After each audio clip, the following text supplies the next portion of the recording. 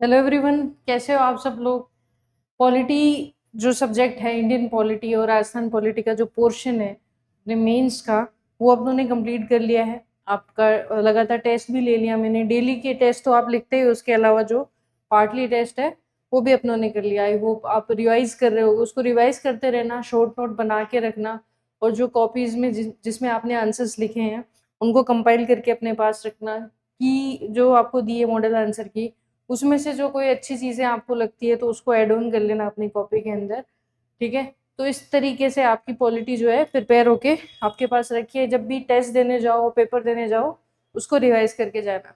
तो अब हम स्टार्ट करने वाले हैं ज्योग्राफी। ज्योग्राफी के अंदर अपने 3 टाइप की ज्योग्राफी मेंस के अंदर आती है। वर्ल्ड ज्योग्राफी, इंडियन ज्योग्राफी और उसके अलावा अपनी राजस्थान ज्योग्राफी।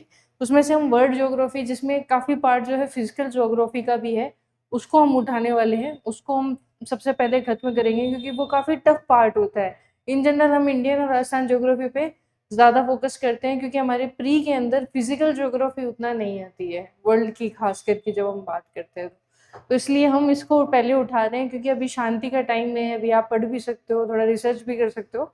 तो अपनों ने इसको पहले उठाया है। तो अपना आज का जो टॉपिक है वो है अर्थ का जो इनर स्ट्रक्चर होता है, पृथ्वी की जो आंतरिक संरचना है, वो अपना पहला टॉपिक है।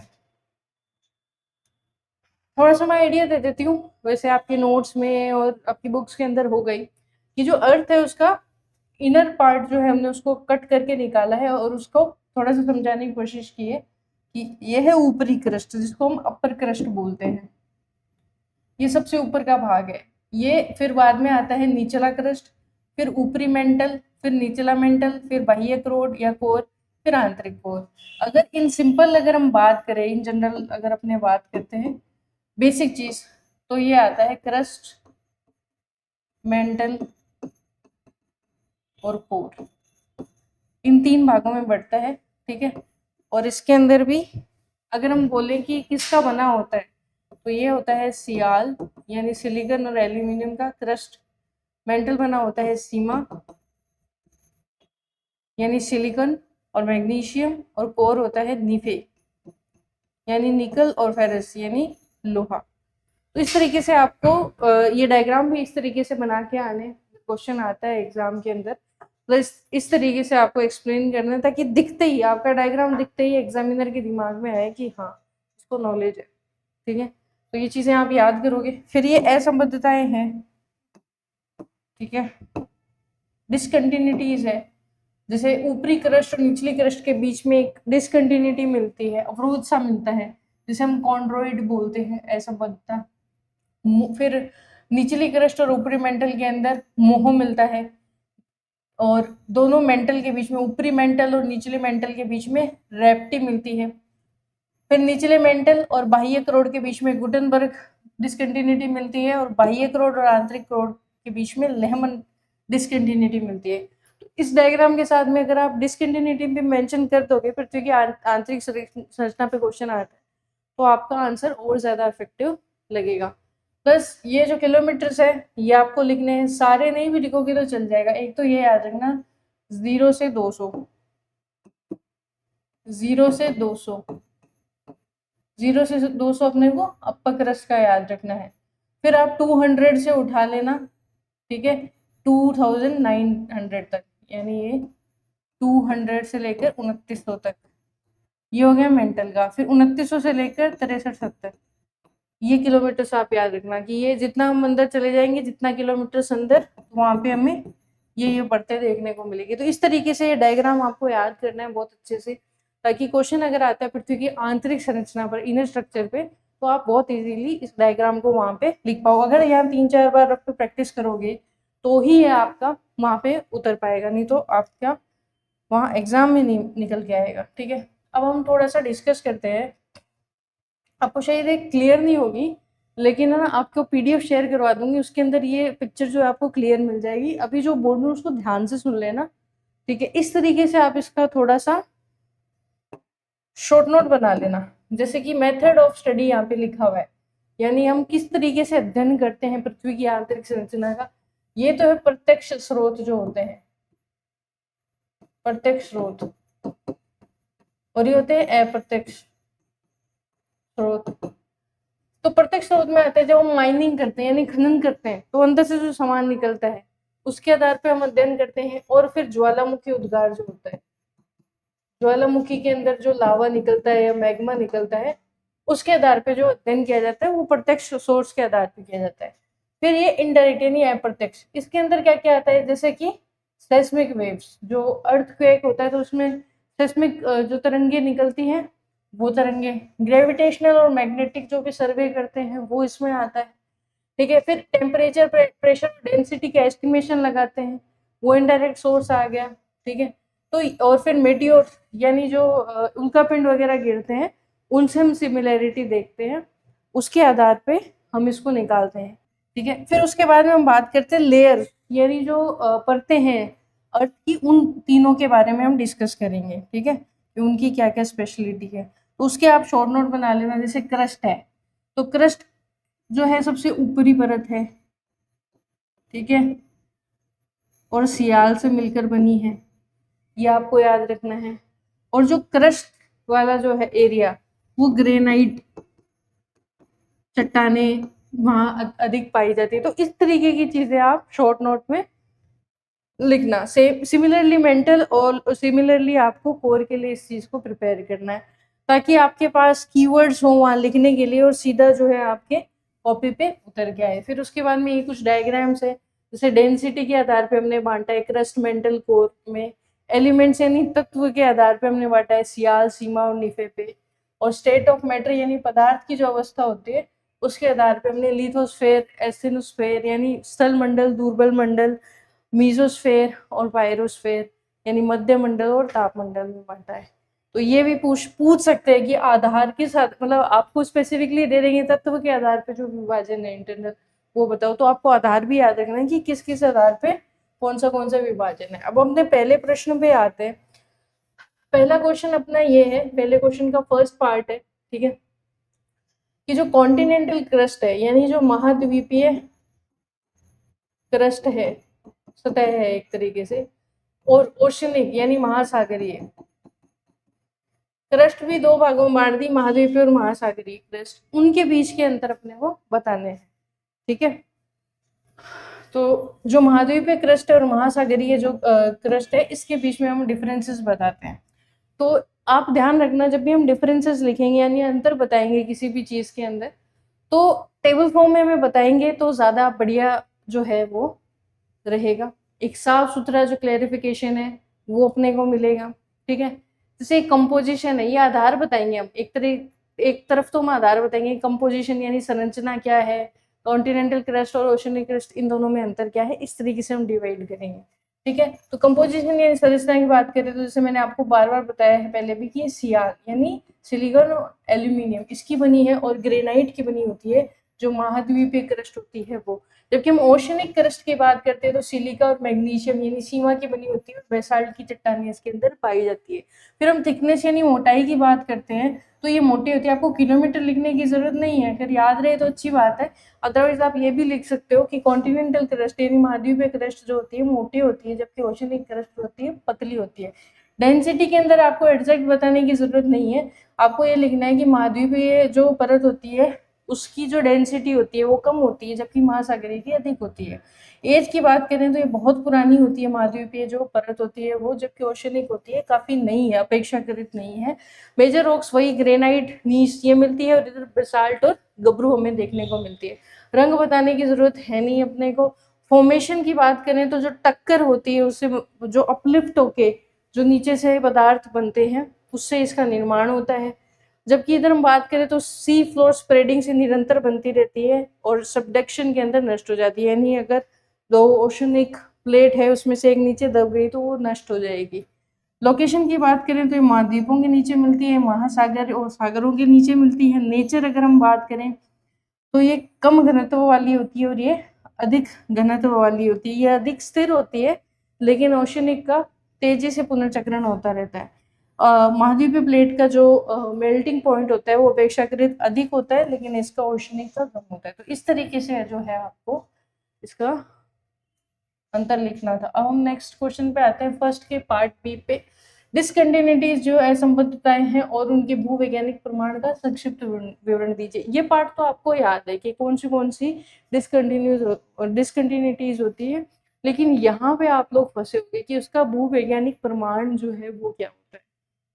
अगर किसी ने भूकंप वाला चैप्टर पढ़ा है तो वहाँ आपने शेडो जोन पढ़ा था कि जो पी वेव और एस वेव होती है उनका एक शेडो यानी कि छाया क्षेत्र होता है, और जो पृथ्वी की आंतरिक संरचना होती है उसके अंदर जो घनत्व होता है अलग अलग लेयर्स का, उसके कारण हमें शेडो जोन दिखने को मिलता है। यही प्रमाण हमें यहाँ पे लिखना था। तो डिसकंटिन्यूटीज मैं ऑलरेडी आपको बता चुकी हूँ कि कौन सी पाई जाती है, और ये भू वैज्ञानिक प्रमाण जो है ना, इस तरीके से आपको इसका आंसर देना था। और चाहो तो आप ऐसे एक एक करके दे दो, और अगर आपको इतना कॉम्प्लिकेट नहीं करना है, एक एक चीज को नहीं बताना है, तो जो पी वेव और जो एस वेव है उसका जो छाया क्षेत्र का जो कंसेप्ट है वो आप समझाते थे तो भी आपका काम हो जाता। ठीक है, तो ये सारी डिसकंटिन्यूटीज ऑलरेडी मैं बता चुकी हूँ आपको, वो आपको लिखनी थी इसके अंदर। अब सेकंड क्वेश्चन, अब हाँ एक और चीज मैं बताती हूँ।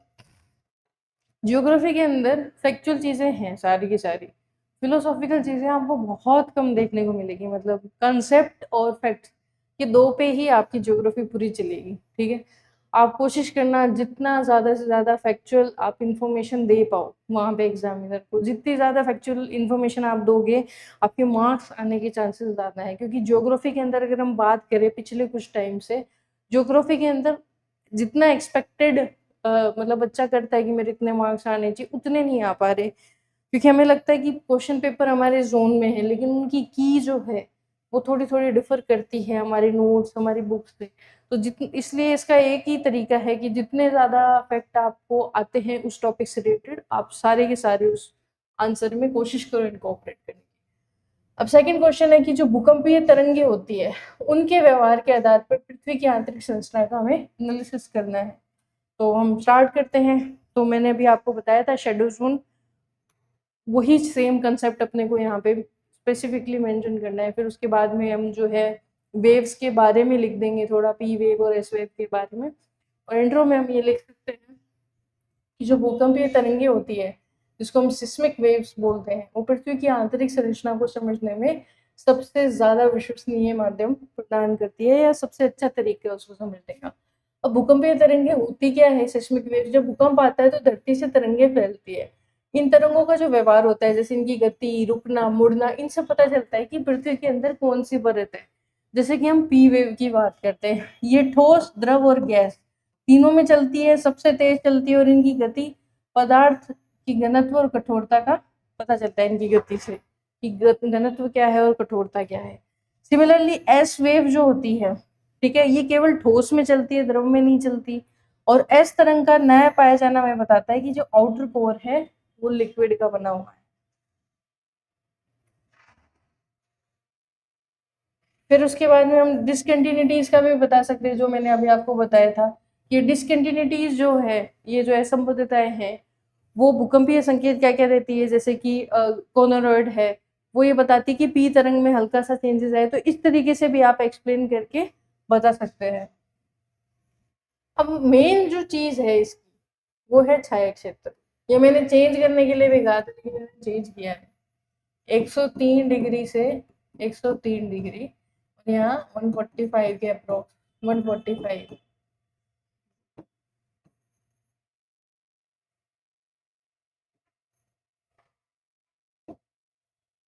145, ठीक है। तो जो एस जो वेव है उसका शेडो जोन है 103 से 103। आपने एक ऐसा सा देखा होगा ऐसे करके, 103 से 103 ऐसा डायग्राम है आपके नोट्स में। ये एस वेव का शेडो जोन है, यानी यहाँ इस एरिया के अंदर ये डिटेक्ट नहीं हो पाती, उसको शेडो जोन कहते हैं। ठीक है, और पी का है वो 103 से 145 तक है। ठीक है, तो एस के शेडो जोन से हमें ये पता चलता है जो आउटर कोर है वो लिक्विड है, क्योंकि वो सिर्फ सॉलिड में चलती है। तो ये जो लिक्विड वाला पार्ट है वहां वो नहीं चल पाएगी। ठीक है, और जो पी का जो शेडो जोन है वो बताता है कि 103 से 145 तक पी तरंग जो है धीमी होकर वापस आती है, यानी मेंटल और कोर जो है उनकी डेंसिटी अलग अलग है, ये अपने को पता चलती है। तो अब हम निष्कर्ष पे आते हैं कि भूकंपीय तरंगों के अध्ययन से ही पृथ्वी की आंतरिक संरचना के मौलिक विभाजन यानी क्रस्ट, कोर, मेंटल, इसका हमें पता चलता है। उनके भौतिक और रासायनिक गुणों की जानकारी प्राप्त होती है। यही आधुनिक भूगर्भ शास्त्र का आधार है। तो इस तरीके से आप इसका कंक्लूजन भी लिख सकते हो। ज्यादा इसमें है नहीं कुछ क्रिएटिव करने का, जो फैक्ट्स है आपको उसको ही समझ के और एक्सप्लेन करना है।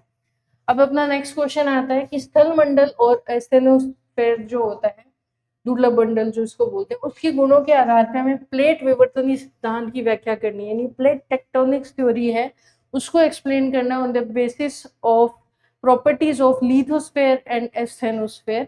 उदाहरण भी देना है कि कैसे प्लेटों की गति पृथ्वी की आंतरिक संरचना से प्रभावित होती है। तो आपको इसमें एग्जाम्पल्स भी देना है। तो सबसे पहले हम स्थल मंडल के बारे में एक्सप्लेन करेंगे और एस्थेनोस्फेयर के बारे में एक्सप्लेन करेंगे। तो स्थल मंडल पृथ्वी की सबसे ऊपरी ठोस परत को कहते हैं। लगभग 100 किलोमीटर की मोटाई होती है। ऊपर की जो ठोस क्रस्ट होती है और अपर मेंटल का जो हिस्सा होता है वो इसके अंदर आता है और भूकंपीय प्लेटें इसी के ऊपर जो है चलती है। और एस्थेनोस्फेयर जो होता है वो जो स्थल मंडल के जस्ट नीचे की जो परत होती है उसके अंदर का नरम और लचीला भाग होता है। यहाँ टेम्परेचर और प्रेशर बहुत ज्यादा होता है, जिसकी वजह से जो चट्टानें होती है वो एक आंशिक रूप से जो है गली हुई रहती है, यानी पार्शली मोल्टेन होती है। और ये प्लेटों के आंदोलन ही मूवमेंट, गति, प्लेटों की गति के लिए एक स्लाइडिंग सरफेस का काम करती है। मतलब एक लिक्विड है, लिक्विड के ऊपर जो क्रस्ट है वो तैर रही है, कुछ ऐसा यहाँ पे हमें देखने को मिलता है। अब हम आते हैं प्लेट विवर्तनीय सिद्धांत पे। तो पृथ्वी की लिथोस्फेयर कई प्लेटों में विभाजित है। ये सिद्धांत बोलता है कि जो ऊपर की जो परत है वो अलग अलग प्लेटों में, यानी एक नहीं है, वो छोटे छोटे टुकड़ों में विभाजित है। ये प्लेटें एस्थेनोस्फेयर जिसकी हमने बात करी उस पे तैरती है और धीमी गति से गतिशील रहती है। पर प्लेटों की गति के कारण पृथ्वी पर भूकंप, ज्वालामुखी और पर्वत निर्माण और महासागरीय तल का विस्तार होता है। तो ये सब था फॉर शॉर्ट के अंदर प्लेट टेक्टोनिक्स थ्योरी। अब इन्होंने पूछे थे हमसे उदाहरण, तो कुछ एक उदाहरण लिख देंगे। जैसे एक मैं आपको एक्सप्लेन कर देती हूँ, बाकी आपने पढ़े ही है। जैसे प्लेट की जो गति होती है और पृथ्वी की जो आंतरिक संरचना होती है उसके बारे में बात करते हैं कि मिड अटलांटिक रीज जो है, मध्य अटलांटिक कटक जिसको हम बोलते हैं, वो डाइवर्जेंट बाउंड्री पे है। ठीक है, यानी अपसारी जो बाउंड्री जिसको हम बोलते हैं। अटलांटिक प्लेट और यूरेशियन प्लेट जो है यहाँ पे अलग अलग होती है और मेंटल से जो उठ रही गर्म गैसें लिथोस्फेयर को फैलाती है और नया महासागरीय क्रस्ट जो है यहाँ पे निर्माण होता है। तो इस तरीके से हमने क्या बताया कि जो प्लेटें हैं उनका नाम लिख दिया और जो प्लेटों से जो चीज का निर्माण हो रहा है, नई चीज का निर्माण हो, उसको एक्सप्लेन कर दिया। सिमिलरली हिमालय का जो फॉर्मेशन है वो भी लिख सकते हैं और कोई फॉल्ट वगैरह है तो हम उसको भी लिख सकते हैं। ठीक है, आगे चले। लिथोस्फेयर के ठोस व्यवहार और एस्थेनोस्फेयर की लचीलापन प्लेटों को गति देता है। ठोस लिथोस्फेयर प्लस लचीला एस्थेनोस्फेयर जो है प्लेटों की गतिशीलता का मुख्य आधार है और पृथ्वी की आंतरिक संरचना सीधे प्लेटों की गति और सतही भू आकृति को प्रभावित करती है। यही प्लेट विवर्तनीय सिद्धांत का मूल है या उसका आधार है। ये अपने को एक्सप्लेन करना था। जो हमने बताया कि क्रस्ट और एस्थेनोस्फेयर है वो किस तरीके से प्लेट टेक्टोनिक्स थ्योरी जो है उसको, उसके एक्सप्लेनेशन के लिए जरूरी है। अब नेक्स्ट क्वेश्चन है अपना, महाद्वीप आज भी गति कर रहे हैं, मतलब फ्लोट कर रहे हैं अभी भी। Continents are still moving. महाद्वीपीय विस्थापन सिद्धांत यानी कि जो कॉन्टिनेंटल ड्रिफ्ट थ्योरी है, ठीक है, वहां से लेकर प्लेट विवर्तनीय सिद्धांत यानी प्लेट टेक्टोनिक्स थ्योरी तक वैज्ञानिक समझ के विकास का हमें विश्लेषण करना है। तो ये कुल मिला के हमें यहाँ पे प्लेट टेक्टोनिक्स थ्योरी सीधा सीधा पूछ रहा है और पूछ रहा है कॉन्टिनेंटल ड्रिफ्ट थ्योरी। ठीक है, तो उसके बेसिक्स अपने को पता होने चाहिए। अब हम इसका इंट्रो लिखते हैं कि जो एल्फ्रेड वेगनर थे 1912 में महाद्वीपीय विस्थापन सिद्धांत जिसको हम कॉन्टिनेंटल ड्रिफ्ट थ्योरी बोलते हैं वो प्रस्तुत करते हैं।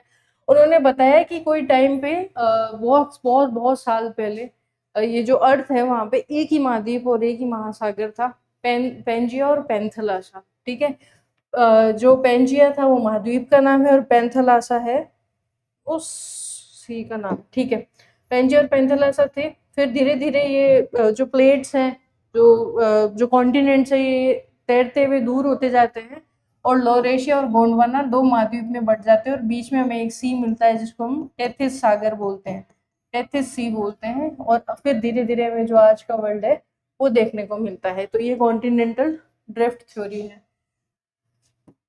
वापस आते हैं हम, तो इसके मुख्य प्रमाण के बारे में बात करते हैं। जो कॉन्टिनेंटल ड्रिफ्ट थ्योरी है उसका सबसे पहले है जिगसॉ जो फिट है, वो इसका सबसे बड़ा एग्जाम्पल है। यानी जो अलग अलग जो महाद्वीप है अगर हम उनको मैच करके देखेंगे तो किसी पजल के समान वो फिट होते हुए नजर आएंगे। जैसे दक्षिण अमेरिका का पूर्वी तट और अफ्रीका का पश्चिमी तट जब हम जोड़ते हैं तो एक पजल के हिसाब से वो मिलते हुए प्रतीत होते हैं। ठीक है, फिर हम जियोलॉजिकल जो प्रमाण है उनके बारे में बात करते हैं कि चट्टान और पर्वत श्रृंखलाओं की समानता हमें देखने के लिए मिलती है। जैसे ब्राजील और पश्चिमी अफ्रीका के अंदर जो प्राचीन पर्वतीय बेल्ट है उनकी संरचना समान है। फिर जीवाश्म जो है वो हमें देखने को मिलते हैं कि एक जैसे जीव और पौधों के जीवाश्म अलग अलग महाद्वीप से मिले हैं। जैसे कि ये सबसे बड़ा एग्जाम्पल है, मीजोसॉरस जो है वो दक्षिण अमेरिका और अफ्रीका दोनों में मिला है। और उसके अलावा ग्लॉसपेट्रियस जो है वो दक्षिण अमेरिका, अफ्रीका, भारत, ऑस्ट्रेलिया और अंटार्कटिका इन सभी जगह पे मिला है। तो एक ही जैसे पौधे, एक ही जैसे जो जीव है उनके फॉसिल्स हमें अलग अलग महाद्वीप से कैसे मिल सकते हैं? ये जाहिर सी बात है तभी संभव हो सकता है जब वो कभी एक। फिर कुछ हमें जलवायु और हिमपुरावशेष के प्रमाण मिलते हैं। जैसे दक्षिण गोलार्ध के देशों में हिमनदों द्वारा जो बनाई गई चट्टानें हैं वो एक समान वितरण है उनका। तो इससे भी हमें पता चलता है कि कभी ना कभी जो है जो स्थलखंड जो है एक साथ रहे होंगे। बट इसकी एक कमी थी, ठीक है, उसने महाद्वीपों की गति का जो यांत्रिक कारण नहीं बताया कि भाई मैकेनिकल रीजन क्या है इसका, मतलब रीजन क्या है कि वो ऐसे फ्लोट हो रहे हैं, ये नहीं बता पाए। तो बाद में जो प्लेट टेक्टोनिक थ्योरी थी यानी प्लेट विवर्तनीय सिद्धांत ना, उसने इस कमी को पूरा किया, खत्म किया। और उन्होंने बताया कि जो 1950 से 60 के दशक में इसका जो है विकास हुआ था, उन्होंने बताया कि जो लिथोस्फेयर है यानी अपर की जो क्रस्ट है भूकंपीय प्लेटों में विभाजित है, जो एस्थेनोस्फेयर पे जो मैंने भी आपको लास्ट क्वेश्चन में बताया था कि उस पर फ्लोट होती है, उस पर तैरती है। प्लेटों की गति मेंटल कन्वेक्शन करंट से होती है। जो मैकेनिकल रीजन वो नहीं दे पाए थे उन्होंने यहाँ दे दिया कि क्यों फ्लोट हो रही है, कि इनमें गति आई कैसे। अब इसका प्रमाण क्या है? तो भूकंपीय तरंगे और शेडो जोन प्रमाण है। इसका महासागरीय फैलाव जो मिड अटलांटिक रिज हमें देखने को मिलती है, और ज्वालामुखी और भूकंप का जो वितरण है वो। जैसे उदाहरण के तौर पे अगर मैं बात करूं तो हिमालय, मध्य अटलांटिक रिज और सेंट एंड्रियास फॉल्ट, इन सब की बात करें तो ये है प्लेट के तरीके, यानी ये ट्रांसफॉर्म, ये डाइवर्जेंट, ये कन्वर्जेंट, यानी अभिसारी अपसारी प्लेटें हैं। और उससे निर्माण क्या हुआ है वो मैंने एक्सप्लेन करा है आपको यहाँ पे। फिर है महाद्वीप। आज भी हम निष्कर्ष पर आते हैं, महाद्वीप आज भी गतिशील है, यानी आज भी मूवमेंट कर रहे हैं, जो पृथ्वी की सतही भू आकृति और प्राकृतिक घटनाओं को प्रभावित करता है। वेगनर का सिद्धांत स्टार्टिंग अवधारणा थी, यानी एकदम इनिशियल स्टेज की अवधारणा थी, प्रारंभिक अवधारणा थी। जबकि प्लेट विवर्तनीय सिद्धांत आधुनिक वैज्ञानिक परमाणु और लिथोस्फेयर एस्थेनोस्फेयर गुणों पर आधारित है। इस तरीके से आप इसको कंक्लूड कर सकते हो। जितने ज्यादा एग्जाम्पल्स आप दोगे जो भी हमारे सामने है, जैसे यहाँ पे हम लोगों ने हिमालय का, मिड अटलांटिक रिज का एग्जाम्पल दिया, उतना ज्यादा इफेक्टिव आपका आंसर लगेगा। अगर सिर्फ हम बिना उदाहरणों के बात करेंगे तो उतने मार्क्स अपने को मिलेंगे नहीं। अब हम नेक्स्ट क्वेश्चन पे आते हैं। बहुत स्टैटिक सा सीधा क्वेश्चन है। जो पृथ्वी है उसकी इनर स्ट्रक्चर है उसको हमें एक्सप्लेन करना है, जो मैं आपको ऑलरेडी बता चुकी हूँ कि उसकी आंतरिक संरचना क्या है। ठीक है, आपको मैंने इंट्रो में ही जो था क्लास का उसमें बता दिया था कि आपको एक्सप्लेन करना है कि जो 3 भागों में बटी है, क्रस्ट, मेंटल, कोर, ठीक है, किस आधार पे बनता है, तापमान, घनत्व, द्रव्यमान इत्यादि। ठीक है, और उसके अलावा भूगर्भीय क्रियाओं जो है उससे हमें उसका आधार जो है ये बनाती है। फिर भूपर्पट्टी को समझाओ, मेंटल को समझाओ, ठीक है, और कोर को समझाओ। डायग्राम जरूर लिखना, डायग्राम जरूर बनाना, और जो डिसकंटिन्यूटीज है उनको भी जरूर मेंशन करना, अच्छे नंबर मिलेंगे उससे। तो सीधा सीधा क्वेश्चन था। हाँ, ये क्वेश्चन है जिसके बारे में हमें बात करनी चाहिए आज। तो मैंने आपको प्रॉमिस किया था भाई कि आपका करंट भी साथ साथ में होता रहेगा, ताकि जब फाइनल एग्जाम आएगा आपका तो आपको परेशान नहीं होना पड़े। करंट का मतलब ये नहीं है कि रोज जो बातें हो रही है उस पे हर पे हम क्वेश्चन बनाए, लेकिन जो चीजें हमारे सिलेबस से अलाइन होती है वो क्वेश्चंस तो हमें मेंस के अकॉर्डिंग एटलीस्ट 10 मार्क्स में तो उठाने पड़ेंगे। तो ये जो क्वेश्चन है वो एनवायरनमेंट का क्वेश्चन है, और एनवायरनमेंट जो है ज्योग्राफी के अंदर हमारे दिया हुआ है अलग से भी। तो COP30 जलवायु न्याय यानी क्लाइमेट जस्टिस की बात करता है, और वैश्विक दक्षिण सहयोग यानी ग्लोबल साउथ की प्राथमिकताओं को केंद्र में लाने का एक अवसर है। हम आलोचनात्मक विश्लेषण करना है, तो इसको हम लिखेंगे कैसे, मतलब how to approach this question, उस पर बात करते हैं। तो पहले तो हम इंट्रो लिखेंगे। आप ये बताओगे कि COP30 क्या है, तो UNFCCC होती है, उसकी एक बैठक हुई है 30वें नंबर की, कॉन्फ्रेंस ऑफ पार्टीज, ठीक है। COP30 कहाँ हुई है, आप लोगों को याद है कहाँ हुई है, पता होना चाहिए, बेलम में हुई है, ठीक है, बेलम ब्राजील के अंदर। तो सबसे पहले तो आपको इंट्रो में लिखना है कि UNFCCC क्या है, और जो COP30 की बैठक है उसके बारे में अपने को लिखना है। फिर हम बॉडी पे आएंगे, तो इस बॉडी के अंदर हम इसके जो की पॉइंट्स है, जो चीजें आई है, मतलब इसमें अडेप्ट की गई हैं, जो अपनाई गई है, वो चीजें लिखेंगे, यानी इसके प्रमुख बिंदु लिखेंगे। फिर उसकी कुछ लिमिटेशंस या चुनौतियों की बात करेंगे, और फिर हम इसको कंक्लूड कर देंगे, फिर हम इसका निष्कर्ष लिख देंगे, तो अच्छे नंबर हमें मिल जाएंगे। जो चीजें आई है इस कॉप के अंदर वो हमें मेंशन जरूर से करनी है। वापस हम आते हैं इंट्रो पे। COP30 जो ब्राजील के अमेजन क्षेत्र के अंदर बेलेम के अंदर आयोजित हुआ है। कई विश्लेषकों ने एक इम्प्लीमेंटेशन कॉप, ये वर्ड जरूर याद रखना, न्यूज़पेपर से आप लोग तो पढ़ते नहीं हो बिल्कुल भी, पर जिन्होंने पढ़ा है उन्होंने ये वर्ड जरूर देखा होगा, देखा था ना। हाँ ठीक है। तो इम्प्लीमेंटेशन कॉप जो है ये हमें देखने को मिला था जब COP30 आया था तब। तो इन्होंने बोला था कि हमने अभी तक जो है सिर्फ आकांक्षाओं पे बात करी है, कि हमारी एस्पिरेशंस ये हैं, हमारी एस्पिरेशंस वो है, हमने इसके बारे में डिस्कस किया, लेकिन इम्प्लीमेंटेशन कहाँ है। तो इस कॉप पे हमने बोला कि हम नई जो आकांक्षा है वो नहीं रखेंगे, इम्प्लीमेंटेशन के बारे में बात करेंगे, इसलिए इसको इम्प्लीमेंटेशन यानी क्रियान्वयन वाला कॉप भी, यानी व्यवहारिक क्रियान्वयन की दिशा में एक बड़ा अवसर बताया गया है। तो ये वर्ड आप जरूर याद रखना। फिर COP30 जो है ग्लोबल साउथ और क्लाइमेट जस्टिस दोनों को केंद्र में लाने का अवसर है। एक चीज ध्यान रखना, USA ने इसको बाइकआउट कर दिया।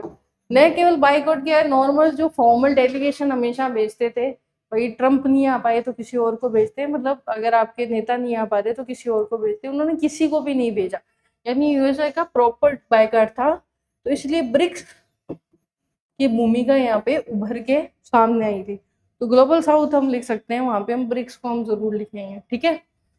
फिर अब हम इसके पॉजिटिव पॉइंट्स के बारे में बात करते हैं कि कैसे COP30 जो है वो हमें अवसर प्रदान करता है। तो क्लाइमेट फिनेंस यानी जो जलवायु वित्त है उसको उन्होंने प्राथमिकता दी है।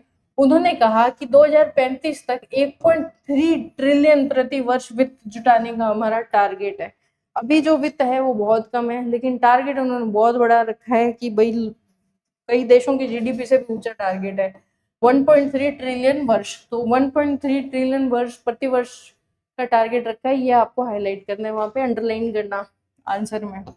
ग्लोबल साउथ की जरूरतों पर फोकस किया है, जैसे एडेप्टेशन, लॉस एंड डैमेज और रेजिलियंस को मुख्य एजेंडा में शामिल किया गया है।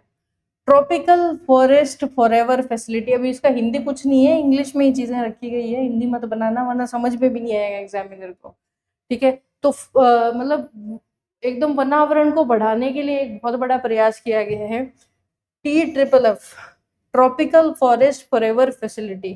तो जो वर्षा वन है उनको सुरक्षित रखने वाले देशों को वित्तीय सहायता दी जाएगी। अमेजन अफ्रीका और दक्षिण एशिया के लिए बहुत इंपॉर्टेंट है, बहुत ज्यादा इनको लाभ मिलेगा।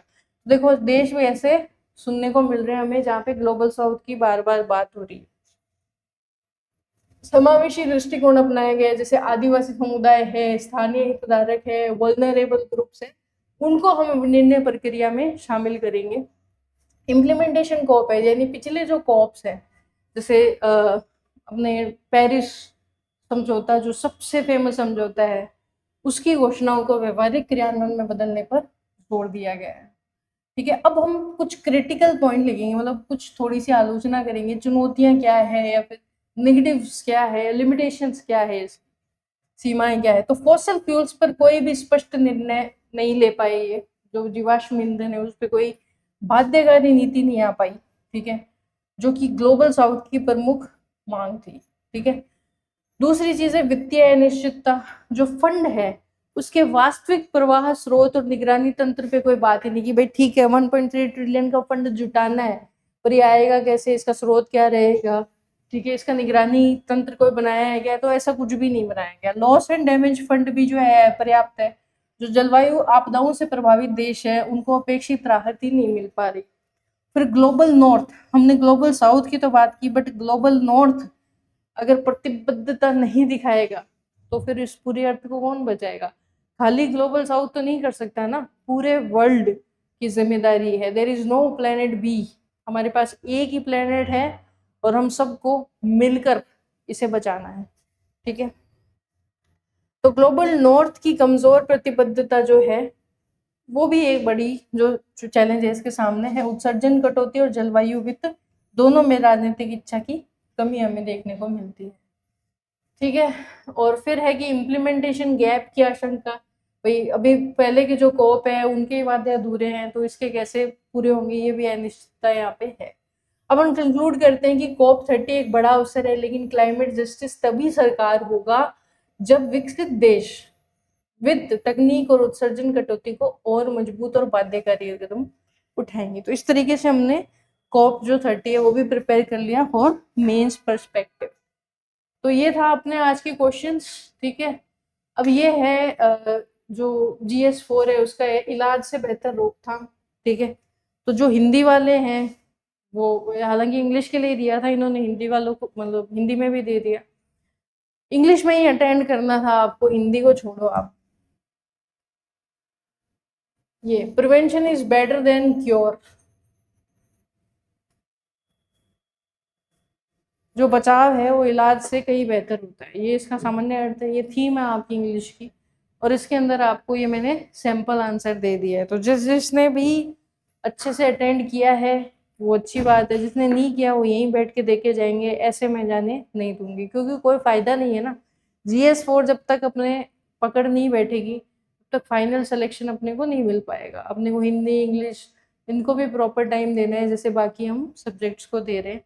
थोड़ा सा आइडिया दे देती हूँ, जिसको नहीं समझ आया कैसे करना है उसको सेगमेंट में बांट लिया करो। जैसे कि दिमाग में सब्जेक्ट्स लेके आए, जैसे हेल्थ,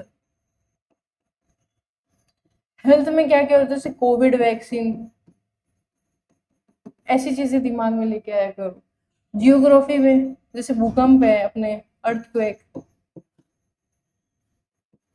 तो अर्ली वार्निंग सिस्टम,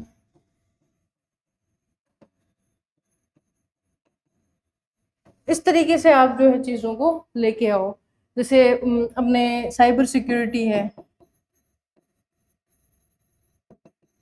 इसमें कुछ गड़बड़ हो उससे पहले बचाव करने के लिए हम डेटा प्रोटेक्शन बिल ले आए।